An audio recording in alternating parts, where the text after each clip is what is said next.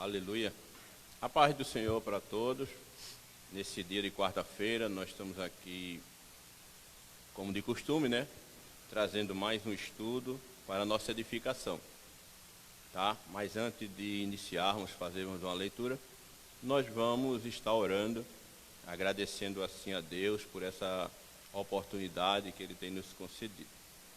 Senhor, nessa noite, nós te louvamos, nós te damos graça e ao mesmo tempo nós já lhe agradecemos, Senhor, por essa rica oportunidade que o Senhor tem assim nos concedido. Em meio a toda essa situação que estamos a passar, o Senhor sempre nos concede sabedoria para poder assim transmitir uma palavra para a edificação do teu povo.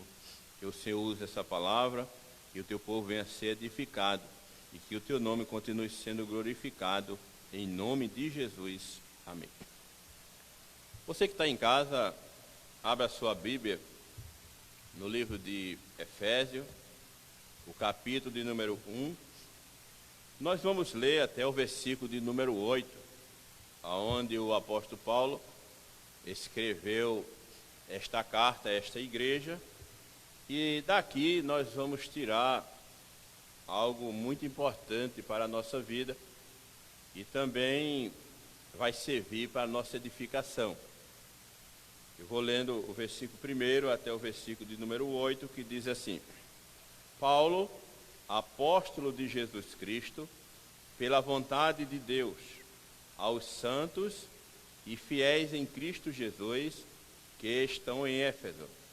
Graça a vós e paz da parte de Deus, nosso Pai, e do Senhor Jesus Cristo. Bendito seja o Deus e Pai de nosso Senhor Jesus Cristo, que nos abençoou com todas as bênçãos espirituais nas regiões celestiais em Cristo, porquanto Deus nos escolheu nele antes da criação do mundo, para sermos santos e irrepreensíveis em sua presença. E em seu amor nos predestinou para sermos adotados como filho, por intermédio de Jesus Cristo, segundo a benevolência da sua vontade, para o louvor da sua gloriosa graça, a qual nos outorgou gratuitamente no amado. O versículo número 7 diz assim: nele temos a redenção, o perdão dos nossos pecados, pelo seu sangue, segundo as riquezas da graça de Deus, e que ele fez derramar sobre nós, com toda a sabedoria e entendimento. Nós observamos aqui que essa carta foi escrita pelo apóstolo Paulo e no ano 60 depois de Cristo, onde ele passou ali 3 anos naquela cidade, edificou uma igreja, e aquela igreja ela se tornou um ponto muito referencial para atingir a toda a Ásia Menor. Então Paulo ele já abriu aquela igreja com esse objetivo de ampliar e poder chegar a muita gente. Hoje vivemos num tempo de incerteza. O tempo que nós estamos vivendo hoje é esse tempo. Promessas que não se cumprem. Mas nós não podemos perder a esperança. Nós temos que entender que há um Deus que fez grande obra na nossa vida, nós vamos ver isso, e ao mesmo tempo, Ele continua trabalhando em prol da nossa vida e por intermédio da nossa vida. E é exatamente o que o apóstolo Paulo, ele está trazendo para esses irmãos em Éfeso, tá? Uma cidade muito grande, mas ao mesmo tempo havia alguns problemas ali. E em meio a toda essa situação que os cristãos estavam vivendo ali, o apóstolo Paulo, ele traz essa palavra com o objetivo de edificar aqueles irmãos e fazer com que aqueles irmãos entendam que eles não estão só, porque quem começou a obra nele vai levar até o final. Então a gente começa aqui mostrando já no versículo de número 1, Paulo mostra, ele se apresenta, dizendo quem realmente ele é. Você observa, nesse tempo o apóstolo Paulo estava preso, mas ele, por intermédio dessa carta, ele se apresenta como apóstolo de Jesus Cristo, pela vontade de Deus. Observe que ele não é apóstolo, ele não se apresenta como apóstolo, como se dizendo assim, eu quis ser apóstolo. Os homens me elegeram apóstolo. Não. Ele diz, Paulo, apóstolo de Jesus Cristo, pela vontade de Deus. Ou seja, ele está dizendo assim, quem me escolheu para ser apóstolo foi Deus. E ele tem essa autoridade de dizer isso, porque em muitos escritos, sem esse ter sido chamado pelo Senhor.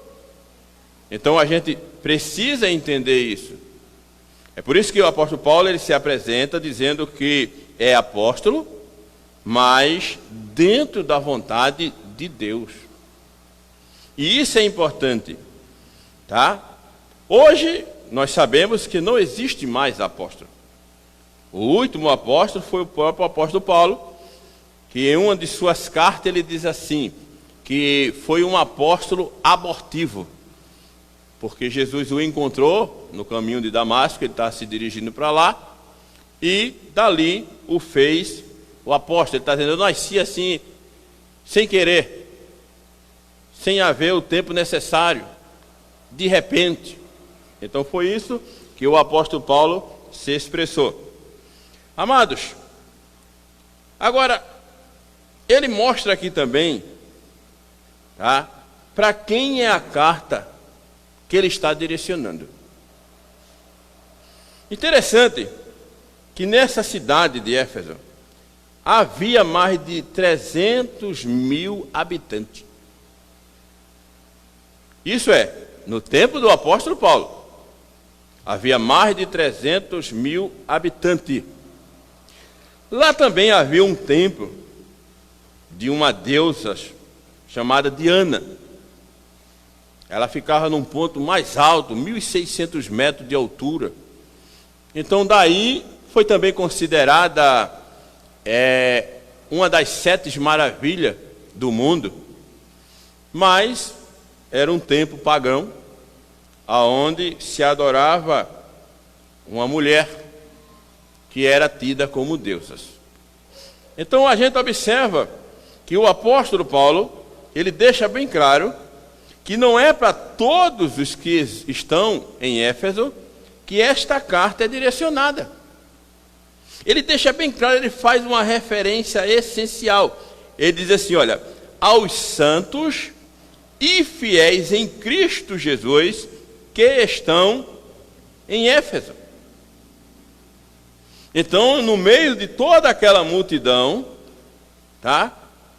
Existia um grupo de pessoas que já tinham entregue a vida a Cristo. Não. Ele já tinha sido chamado pelo Senhor para o servir. E dali estava ali, no meio daquela multidão, tá? E essa palavra era direcionada a ele. Mas a gente observa aqui 2 coisas que ele diz assim, aos santos, aos fiéis. Santo não quer dizer que a pessoa, porque é crente, aí a pessoa, ela não peca. Não está relacionado a isso. Nesse santo está relacionado aquelas pessoas que morrem e depois são canonizadas. Não é esse tipo de santo. Tá? O santo que o apóstolo Paulo está dizendo são pessoas que, vivas, foram separadas por Deus para viver uma vida diferente. Uma vida que agradasse a Deus. Então, essa carta, ela foi direcionada de princípio a esse tipo de pessoa, a essas pessoas com esse comportamento. Mas ele não só diz santo, mas diz também fiéis. E fiéis são aqueles que confiam em Cristo, em qualquer situação. Porque naquele lugar, Havia muita idolatria, havia todo tipo de pecado, mas havia ali pessoas santas, separadas por Deus, tinha essa ciência. Essas pessoas tinham consciência que tinha sido tido um encontro com o Senhor teve um encontro com essas pessoas. E o que acontece? Essas pessoas estavam ali no meio de toda aquela multidão. Nós não sabemos quantos cristãos existiam na época, mas uma coisa é certa: nem todo mundo que estava naquela cidade, aquela palavra foi direcionada para eles. Só para essas pessoas restritas, os santos e fiéis em Cristo. Não é aquela pessoa que diz assim: eu tenho Deus. Não era assim. Que nem a gente muitas vezes vivemos nos dias de hoje. Deus está comigo. Sim, mas vivam uma vida de desobediência, vivam uma vida de pecado, vivam uma vida descompromissada com o próprio Deus. Então essa pessoa não pode ser considerada uma pessoa que Deus está com ela. Porque a carta ela já tem um endereço certo aos santos e fiéis que estão lá na cidade de Éfeso. Agora tem uma coisa aqui. Quando chega no versículo de número 4, aí Paulo ele muda e ele começa a mostrar para os irmãos a obra que Deus fez na sua vida. Porque muitas vezes estamos servindo ao Senhor e muitas vezes chega momento, a gente pensa até que Deus não está conosco.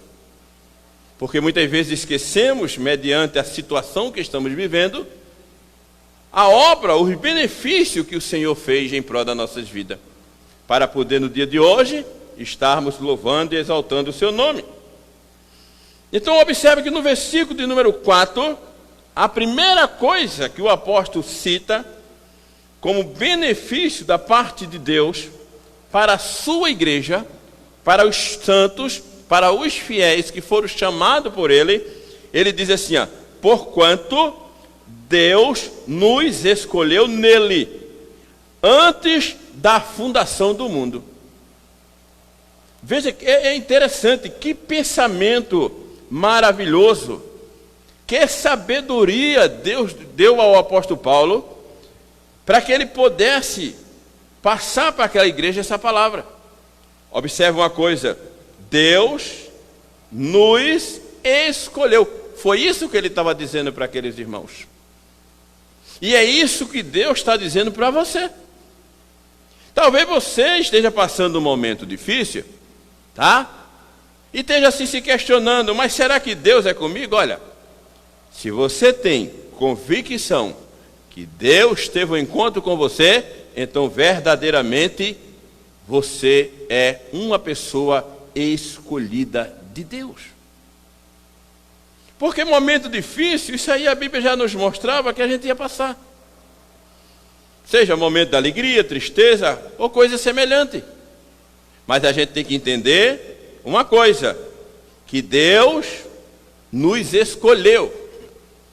Agora, observe uma coisa. Essa escolha de Deus está relacionada, sabe a quê? É uma escolha, é um ato livre da soberana graça de Deus. Ou seja, ninguém pode escolher Deus. É Ele que escolhe o ser humano, tá? Na sua soberania, na sua vontade. Então a gente fica preocupado porque às vezes a pessoa diz: olha, eu entreguei a minha vida a Cristo. Não. Cristo nos recebeu. Porque nós não tínhamos nada, condição alguma, para poder assim entregar a nossa vida a Cristo, sem antes termos sido chamados por Ele. Então a gente observa, tá certo? Que a escolha de Deus para a minha vida e para a tua vida, tá? Está com base na soberana vontade dEle. Tá? Você que está aí nessa noite nos ouvindo, entenda que você, independente do que você está a passar, você foi escolhida e escolhido pelo Senhor. Isso é uma das bênçãos que Deus derramou sobre a nossa vida. Agora, outra coisa aqui, ó. Veja o que é que ele diz aqui. Que ele nos escolheu antes da criação do mundo. Veja que sabedoria imensa Deus colocou na mente do apóstolo Paulo. Ou seja, o universo dormia na mente de Deus como algo que ainda não havia nascido. Então, o que acontece? Quando Deus não tinha criado nada, mas ele já existia. Então, na mente dele, ele já me via, ele já te via hoje aqui. Ele já nos observava. Mas como se nada tinha sido criado. Meu irmão, nós estamos falando de um Deus soberano. O nosso Deus é onisciente, é onipresente. Então ele já tinha projetado tudo. Então a tua escolha não foi aleatória. A minha escolha não foi aleatória. A nossa escolha já estava dentro dos planos de Deus. Aí eu pergunto a você, é um privilégio ou não é? Ser escolhido na condição que nós estávamos, de um pecador, perdido, sem esperança, afastado de Deus. Aí ele vai, nos escolhe. Antes de tudo ser criado, Deus já havia projetado. Observe uma coisa, a nossa vida está segura nas mãos de Jesus. Todo aquele que tem ciência que Deus o chamou, tá? Por quê? Porque tem pessoas que se enganam. Engana-se aquele que pensa que a doutrina da eleição promove e estimula uma vida relaxada. É aquela pessoa que diz assim, Deus me chamou, tá? Independente de qualquer coisa, eu sou dele. Negativo, Deus não chamou eu e você para isso.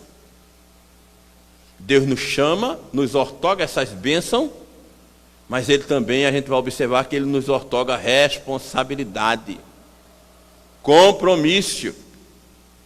Não é aleatoriamente a gente vai viver, não. Quem pensa que porque o Senhor o chamou e vai viver de forma relaxada no pecado, está enganado. Outra coisa, uma pessoa que se diz segura da sua salvação e não vive em santidade, tá? Está provando que não foi chamado pelo Senhor. Por que não foi? Porque observe que no próprio versículo de número 4, ele diz assim, olha, nós fomos escolhidos nele antes da fundação do mundo para sermos santos e irrepreensível em sua presença. Como assim? Termos uma vida, a gente viu a questão relacionada ao que é santo. É uma pessoa separada e vai viver com o objetivo de agradar a Deus. Uma pessoa irrepreensível é aquela pessoa tão dedicada à obediência. Pode errar? Pode. Porque a pessoa é irrepreensível, a pessoa faz de tudo para que ninguém reclame com aquela pessoa. É igual um funcionário extremamente dedicado. Chega no trabalho antes do horário, na hora certa inicia seu trabalho, procura ter uma boa convivência com todo mundo. Se tem alguma dificuldade, sabe como resolver. Por quê? Porque o objetivo dele é não receber repreensão. Ele tem um medo de errar e não atingir o seu liderado, no caso, o seu chefe. Como nós fomos chamados pelo Senhor, uma pessoa que é irrepreensível deve entender que aonde estiver, o comportamento tem que ser o mesmo, porque Deus está ali vendo. Porque pode acontecer de uma coisa: a pessoa está na igreja, pense no lugar bom de ser santo, pronto, de ser irrepreensível, mas e na nossa casa? E no trabalho? Então o Senhor nos chama, tá certo? Mas também nos outorga essa responsabilidade. Nós precisamos entender uma coisa, que cada parte da nossa vida, nosso trabalho, nosso lazer, a vida com a família, as nossas relações com o próximo, deve fazer parte da nossa oferta a Deus. Poxa, como assim? Ou seja, tudo que a gente fizer, independente do lugar e para quem, Deus tem que ser glorificado. Deus tem que se agradar, seja em que área for, tá? Não só na questão de trabalho, em relacionamento com as pessoas, mas também na questão de como andar, como falar, tá? Como se comportar. Tudo isso é uma forma de nós ofertarmos a Deus aquele sacrifício. Não é que com isso nós vamos ganhar. Não. O Senhor já nos deu. Ele já nos escolheu. Tá? Nós já somos escolhidos dele. Porém, tem uma coisa. Quem tem essa convicção tem uma vida que agrade ao Senhor. Mas ele não para só aí. O apóstolo Paulo, no versículo de número 5, tá? Diz também que, por intermédio do seu amor, tá? Nos predestinou para sermos adotados como filho. O que mais nos chama a atenção, irmão, nós não éramos filhos. Isso aí a Bíblia deixa bem claro. Mas o Senhor nos adotou. Por que isso? Porque no tempo do apóstolo Paulo, o pai, ele tinha extrema autoridade do filho. Ele podia vender o filho, ele podia botar o filho para ser escravo, e ele podia até matar o filho. Porque isso era lei lá em Roma, que outorgava ao pai isso. Tá? Já na questão de adoção, nós sabemos muito bem que quando um casal ele quer adotar alguém, ele olha muitas características. Se é bonito, tá? Se é perfeito. Sempre está olhando essas características. Mas você já observou que o Senhor, ele não olhou isso em nós? Ele nos adotou como filho. E isso faz com que a gente receba um novo nome. A gente venha fazer parte da família do Senhor. Não é uma coisa que a gente escolheu, não. Foi o Senhor que nos adotou. Foi Ele, tá, que agiu dessa forma.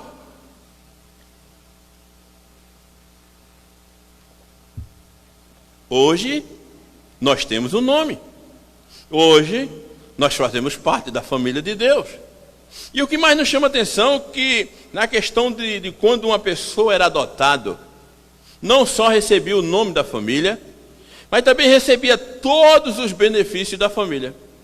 Recebia também, sabe o quê? Toda a herança daquela família que adotou. Isso nos quer dizer, meu amado, que nós, além de recebermos o nome dado pelo Senhor, fazemos parte da sua família, nós também fomos introduzidos, colocados como herdeiro de toda a herança do Senhor. Veja que privilégio. Isso o apóstolo Paulo deixa bem claro.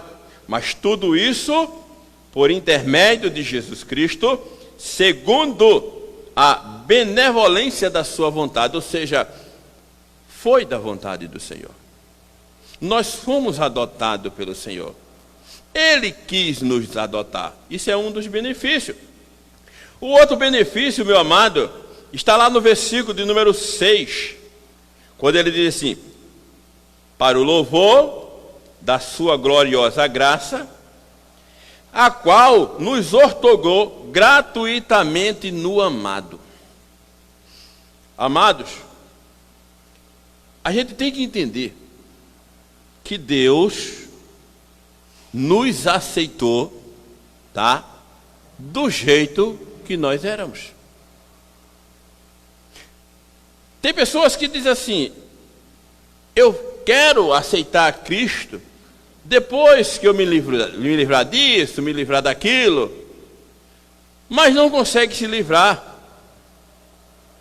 Aí o que acontece? Chega um determinado momento que Cristo aceita aquela pessoa do jeito que aquela pessoa está. É uma semelhança, tá? De duas coisas. Primeiro, que nós não podemos, nenhum ser humano pode fazer nada para que chame a atenção de Cristo, para que Ele venha assim nos aceitar. A nossa justiça, conforme o profeta Isaías se expressou, diz que não tem valido nada, não passa de trapo de imundícia, e não vale nada. Então a gente observa, irmão, que Deus, por intermédio da sua gloriosa graça, nos aceitou do jeito que a gente era. Lógico, Ele nos aceitou do jeito que a gente era, não para permanecer do mesmo jeito, porque há o requisito em que Ele diz por que nos aceitou. E isso é um dos privilégios. É uma semelhança àquela passagem do filho pródigo.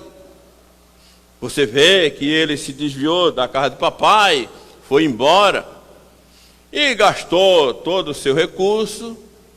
Depois houve algumas consequências e ele se sentiu na sarjeta e resolveu retornar. Quando ele retorna, o pai já estava o aguardando. Poxa, é a mesma coisa. Muitas vezes a pessoa diz assim: eu aceitei o Senhor. Não. O Senhor já estava me esperando, já estava te esperando. Só faltava o dia e a hora. Aí o que é que o pai faz?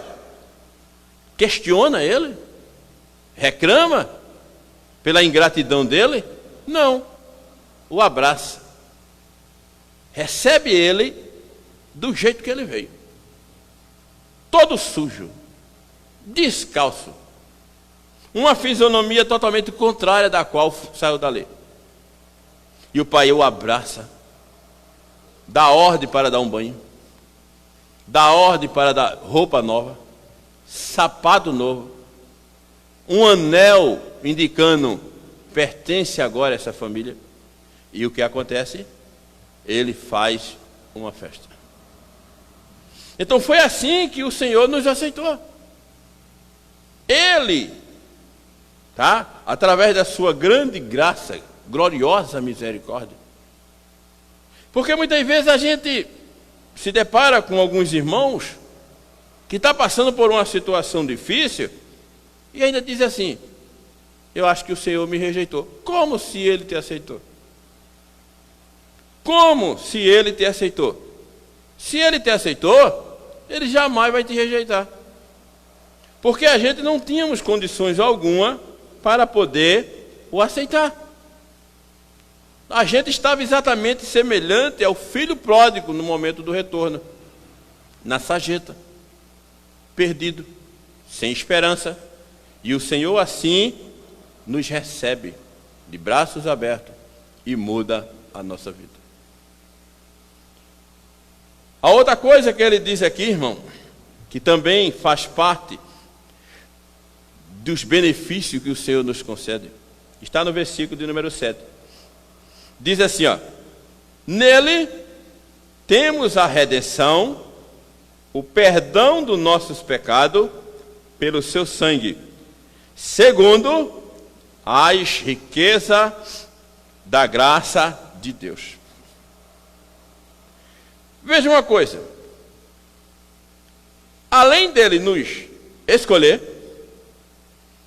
além dele nos aceitar, nos adotar como filho, além dele nos aceitar do jeito que a gente veio, ele agora faz duas coisas aqui.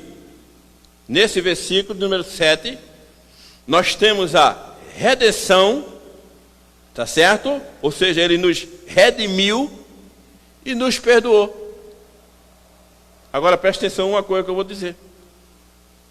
Tá? Essa palavra redimir está relacionada a comprar e deixar livre. Ou seja, a pessoa compra mediante um pagamento, tá? E dali diz assim: você agora está livre. Então o Senhor nos redimiu, ou seja, nos comprou. Faz uma semelhança, o apóstolo Paulo faz uma semelhança, por quê? Porque no tempo do apóstolo Paulo, para você ter uma ideia, só em Roma havia 60 mil escravos. E os escravos lá, na maioria das vezes, se tinha feira de escravo. Negócio. Quer dizer, qual o valor que o escravo na realidade tinha? Nenhum. As pessoas iam, levavam tudo algemado, e alguém passava, se agradasse, ou comprava, ou se fazia uma troca. Então, o ser humano ali, como escravo, era moeda de troca, negócio. Essa semelhança que o apóstolo faz, tá? É como se alguém chegasse em meio àqueles escravos e comprasse um. Eu quero comprar esse. Quanto é? No dia de hoje, R$2.000. Aí ele comprava, recebia o documento da compra e ao mesmo tempo ele entregava ao escravo e dizia assim: olha, eu paguei o preço por você. Você agora está livre. Foi o caso de Jesus. Ele nos redimiu, ou seja, ele nos comprou. Ele comprou por quê? Porque ele pagou o preço. Qual o preço foi? O seu sangue. O sacrifício dele. Não adianta alguém chegar, não. Nós fomos comprados pelo Senhor por intermédio do seu sacrifício. O sacrifício de Cristo foi exatamente o preço pago por isso. Por mim e por você.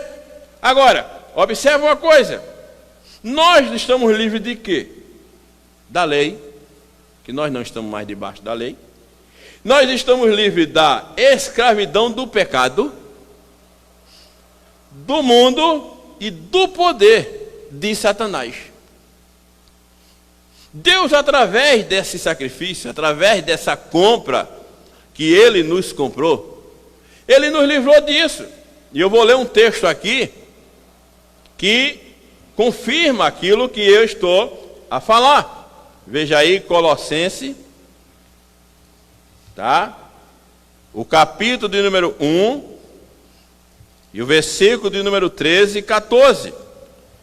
Colossenses capítulo 1, versículo 13 e 14, que diz assim: Ele nos resgatou do domínio das trevas e nos transportou para o reino do seu Filho amado. Ele está falando de exatamente isso, de compra. Ele nos redimiu, Ele nos comprou e nos resgatou. Tirou a mim e a você do domínio das trevas e nos transportou para a sua presença, que é a luz. O versículo 14, aí ele diz assim: em quem temos plena redenção por meio do seu sangue, isto é, o perdão de todos os nossos pecados. Amados, essa palavra plena significa completo. Não existe meio, fazer alguma emenda. Não funciona. Essa palavra plena, tá certo? Temos plena. Ou seja, ele literalmente ele me comprou. Literalmente ele lhe comprou, ele pagou o preço por você. Ah, mas a gente, muitas vezes, pastor, numa hora dessa nós estamos assim. Mas não importa, o importante foi que ele comprou e acabou-se. Ele foi quem nos comprou. Só que o versículo de número 7, ele diz assim, veja, neles temos a redenção, o perdão dos nossos pecados pelo seu sangue, segundo a riqueza da sua graça, da graça de Deus. Observa assim, outra coisa que está aqui, tá bom? Que funciona como convicção, certeza. Ele nos perdoou. Agora ele perdoou o quê? Diz aqui, nós recebemos perdão por todos os nossos pecados. Amados, o que quer dizer essa palavra perdoar? Quer dizer levar embora.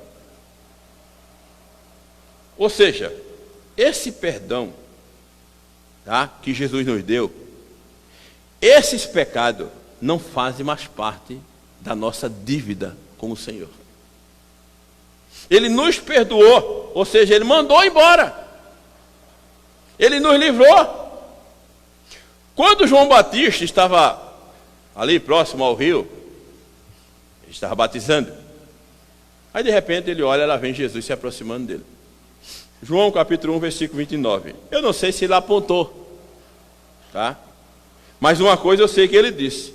Ele disse assim, eis aí o Cordeiro de Deus, que tira o pecado do mundo. Observe, ele deixou bem claro, quando ele disse, aí está o Cordeiro, ou seja, aquele que vai pagar o preço e vai retirar todo o pecado da vida de quem ele quer. Então ele deixa bem claro isso, irmão, tá? E quando o Senhor diz que nos perdoou, ele quer dizer que ele pegou aquele pecado e retirou de forma completa. Nós, quando estamos muitas vezes, o agricultor mesmo está limpando o mato, o que é que ele faz? Ele pega a enxada e ele passa por baixo da terra. O objetivo dele é, se tiver um pé de espinho ou outro mato que esteja atrapalhando a sua plantação, ele vai com a enxada por baixo para atingir as raízes. Ou seja, ele arranca tudo. Foi isso que o Senhor fez na nossa vida.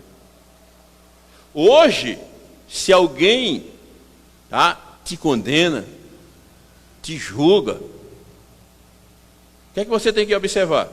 Olha, quem perdoou os meus pecados não foi o homem, foi Jesus. Foi ele que me perdoou. Então acabou-se. Você tem que entender isso, tá? E o perdão de Jesus para a nossa vida, ele é imerecido. Amados, depois que nós recebemos esse perdão, caminhando na vida cristã, por mais que a gente faça para agradar a Deus, não chega aos pés do preço que ele pagou por nós. Não chega ao preço, não chega aos pés. Por quê? Porque nós, como dizem alguns textos, estávamos mortos. O próprio Paulo escrevendo aos Efésios. Nos nossos pecados. E andávamos segundo nossos pensamentos. Quer dizer, a gente andava e fazia a nossa vontade. Estava nem aí para perdão, que se pecou, pecou, se não pecou, problema. Mas o Senhor veio, tirou os nossos pecados, perdoou os nossos pecados, e o que agora é por isso que nós recebemos o perdão de Cristo. E esse perdão é imerecido. Nós nunca merecemos. Mas também tem outra coisa. Esse perdão, ele é imediato e completo. Nós precisamos entender que tem pessoas que dizem assim, Pai do Senhor, amém. Tem certeza da sua salvação? Ele diz assim, eu estou indo. Estou lutando. Por quê? eu tenho que pagar o preço. De quê? Eu tenho que lutar, porque a salvação tem que ser adquirida dia a dia. Todo dia nós vamos pagando um preço pelos nossos pecados. Quem disse isso? Se nós fomos perdoados e o perdão foi imediato, completo. A gente tem que entender que Jesus não faz as coisas pela metade, não. Nós temos que entender que quando Jesus perdoa a pessoa, literalmente perdoa mesmo e acabou-se. Não é, muitas vezes, o ser humano, que muitas vezes acontece de só perdoar por intermédio de palavras. Mas Jesus não, Jesus quando perdoa, ele perdoa por completo. E tem mais. Aquela pessoa, diante dele, está justificada. Por quê? Porque foi exatamente uma obra feita do justo na vida dos injustos. A outra coisa que a gente observa aqui está no versículo de número 8. Mais um benefício dado pelo Senhor para nossas vidas. Coisas que a gente não tinha. Olhe, quem não foi escolhido pelo Senhor pode estudar o que puder. Pode ter conhecimento científico de todos os livros. Pode ler a Bíblia de Gênesis a Apocalipse ou vice-versa. Mas, se não foi escolhido pelo Senhor, não recebeu do Senhor o que eu vou falar agora.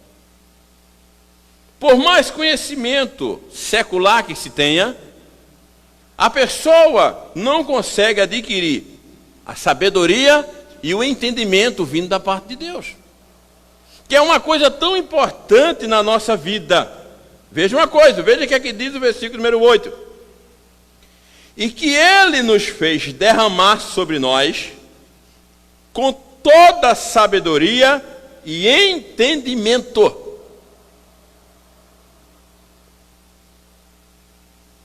Hoje, a gente tem uma visão diferente. Porque o Senhor nos deu em sabedoria. E o que é essa sabedoria dada pelo Senhor? No grego, essa palavra chama Sofia. E às vezes algumas pessoas colocam o nome de suas filhas de Sofia. E o que é isso? É o conhecimento de olhar para o coração das coisas que as conhece tal como realmente são. Oxe, como é? Como nós não podíamos, porque nós não tínhamos esse entendimento, essa sabedoria, a gente achava que tudo era certo, que tudo era normal. Alguém nos dava um conselho e a gente achava que fulano era meu amigo. A gente conversava, lia um livro, uma revista, e já tinha aquilo como uma verdade. Por exemplo, tem pessoas hoje que não saem de casa sem consultar o horóscopo. Por quê? Acredita, através daquelas palavras, que é exatamente o que é que vai acontecer no seu dia. Só que, por não ter essa sabedoria de que quem escreveu aquilo foi um ser humano. Então não tem a visão da real situação daquilo ali. E nós, como cristãos, quando nós lemos uma coisa, Deus nos concede ir lá no profundo, lá no coração, definir o que nós estamos lendo e entender o que nós estamos lendo. Isso é uma sabedoria exclusiva, vindo de Deus para todo aquele que foi chamado por Ele. Acabou-se. É por isso que o apóstolo Paulo, principalmente no livro de Coríntios, ele diz assim que Deus escolheu as coisas vis, desprezíveis, sem valor, para confundir quem? Os sábios. Aquelas pessoas que se dizem entendidas. Só que aquelas pessoas não têm essa sabedoria que Deus nos concede. Nós, quando ouvimos um conselho, Deus nos dá o discernimento, de acordo com a sua palavra, se aquele conselho tem base bíblica. É por isso que o apóstolo Paulo, ele diz assim, que as más companhia, ele corrompe os bons costumes. Na medida que a pessoa vai andando muito com outra, e muitas vezes a pessoa só diz coisa negativa, e a pessoa sabe que é negativa, porque tem o conhecimento da palavra, mas se deixa levar. Aí daqui a pouco aquela pessoa está praticando exatamente aquilo. Mas não é porque aquela pessoa se deixou levar, não tem sabedoria da real situação. Sabe do que está acontecendo, porque Deus já lhe deu discernimento. Nós precisamos entender como cristão, quando nós ouvimos, por exemplo assim, a gente está no lugar, a gente escuta uma mensagem, vamos abrir a Bíblia em tal canto, e a pessoa começa a falar, Deus traz à nossa memória se aquela palavra tem base bíblica ou não. Não é a que a pessoa leu, mas o que a pessoa está falando. Então a gente como cristão, nós recebemos de Deus essa sabedoria e temos conhecimento ao ouvir, ver e ler. É algo assim tremendo, que a gente muitas vezes para e diz assim, meu Deus do céu, eu não sabia disso, porque esse conhecer, essa sabedoria veio da parte de Deus, não veio do homem, não veio do estudo secular. Não é que eu sou contra o estudo secular de forma alguma, mas eu quero dizer uma coisa, que nenhum estudioso secular tem essa sabedoria se esse não foi escolhido pelo Senhor. E eu quero dizer a você, você foi. Eu fui escolhido pelo Senhor. É por isso que nós temos essa sabedoria. Ainda que possamos fazer as coisas erradas, mas temos ciência. Porque a outra coisa que o Senhor nos dá, depois da sabedoria, é o entendimento ou a prudência. E o que é essa prudência? Não é nada mais do que compreensão que leva a agir de forma correta. Veja, o Senhor nos deu sabedoria. Nós entendemos que aquilo ali ou é certo ou é errado. Ao mesmo tempo o Senhor nos dá entendimento, prudência, de que está diante de nós escolher se vamos fazer aquilo que é certo ou se vamos fazer o errado. E o que mais nos chama a atenção, sabe o que é? É que todo aquele que procura viver uma vida de santidade, procura viver uma vida de fidelidade, tá? Ele vai procurar fazer a coisa correta. Porque o alvo dele, sabe qual é? Agradar a quem chamou. O alvo dele é agradar a Deus. Não é agradar a homem. Porque uma das coisas que mais me chamou a atenção na Bíblia é que Deus não chama ninguém colado com ninguém. Deus chama cada um individual. Ele se junta formando uma família, mas é membro. Só membro da família. Mas no momento que Deus chamou, Ele chama cada um de nós individual. É por isso que cada um Ele distribui os dons, tá? Para que a gente possa ter uma vida diante dEle, tá certo? Na presença dEle, santo e irrepreensível. E estamos dispostos até mesmo a pagar um preço, se isso for necessário. E eu vou encerrar deixando aqui 3 exemplos para você, e também serve para mim. O primeiro exemplo, que é muito conhecido, é o exemplo de Daniel. Um jovem foi levado cativo de Jerusalém, Judá, para a Babilônia. Só que tem uma coisa, lá onde ele estava, tá? Ele servia a Deus. Quando ele chega na Babilônia, encontra facilidade. Foi escolhido para ser treinado durante 3 anos e lhe ofereceram 2 coisas que eram principais diante do rei: a sua comida e o vinho. E ele, ciente de 2 coisas, o vinho tem a tendência a levar à embriaguez, e levando um ser humano à embriaguez, vai ter ações diferentes. E ele pensava: se eu entrar no caminho do vinho, eu posso me desviar com as minhas atitudes do caminho do Senhor. Mas eu estou na Babilônia, mas eu sou do Senhor. Eu estou na Babilônia, mas o Senhor me chamou.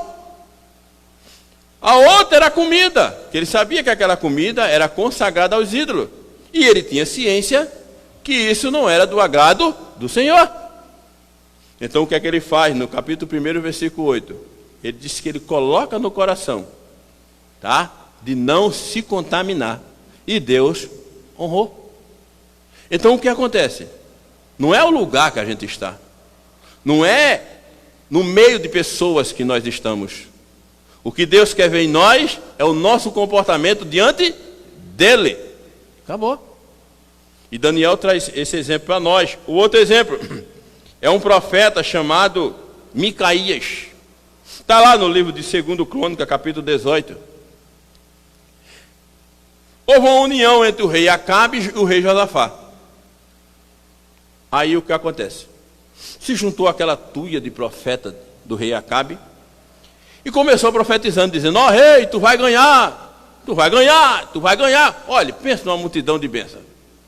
Aí o rei Josafá olhou assim e disse: não tem nenhum outro profeta que a gente possa consultar? Aí Acabe disse: tem um, está lá preso, mas só profetiza contra mim. Vamos ouvi-lo?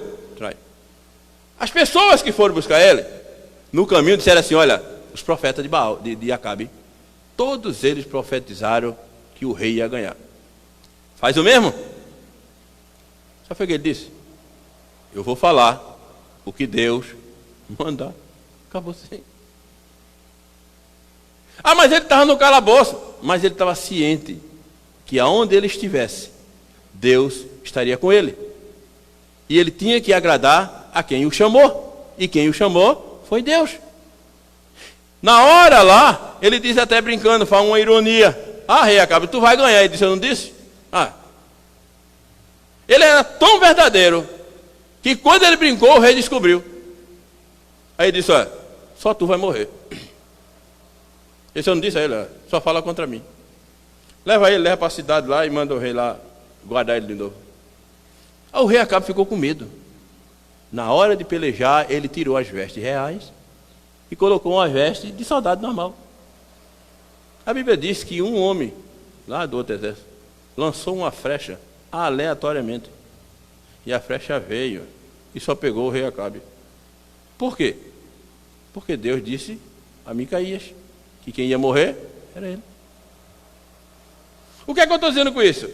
É um exemplo, tá certo? De que não depende da situação que nós estamos. Não depende do lugar. Não depende no meio que nós estamos. Seja escola, faculdade, trabalho, não depende nada disso. O que depende é de nós termos uma atitude de agradar a Deus por essa imensidão de benefício que Ele nos fez. E a última coisa é Neemias. Estava lá reconstruindo o muro e os inimigos armaram a cilada e mandaram um convite. Sabe o que ele disse? Você não pode sair daqui não, porque eu estou fazendo uma grande obra. Ou seja, quem tem convicção que o Senhor chamou, tá? Sabe que o Senhor chamou para, através das nossas atitudes, a gente agradar unicamente a Ele.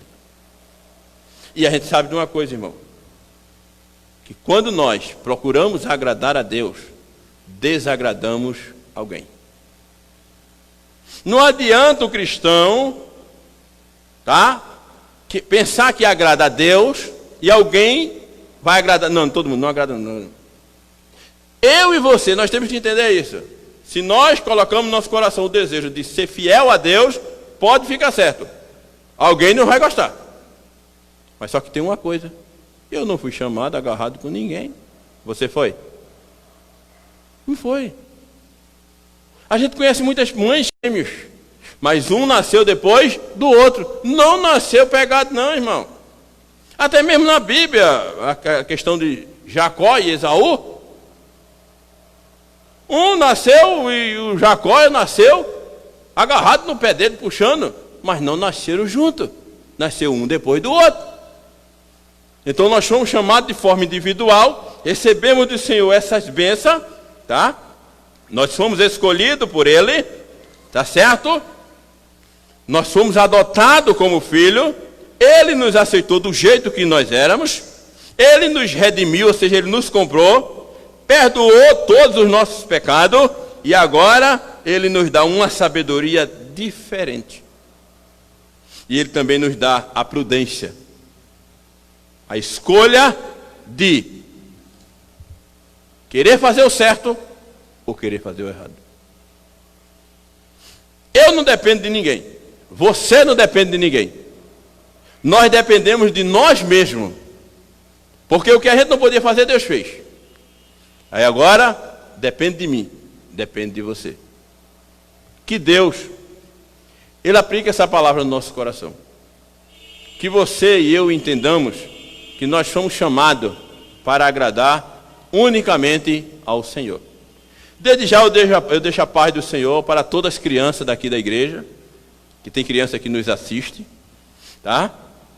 Deixo um abraço bem grande, também para as senhoras, para os jovens e para todos os homens, tá? Todos os componentes do ministério, desse ministério, também recebam um abraço da parte do Senhor. E que Deus nos abençoe.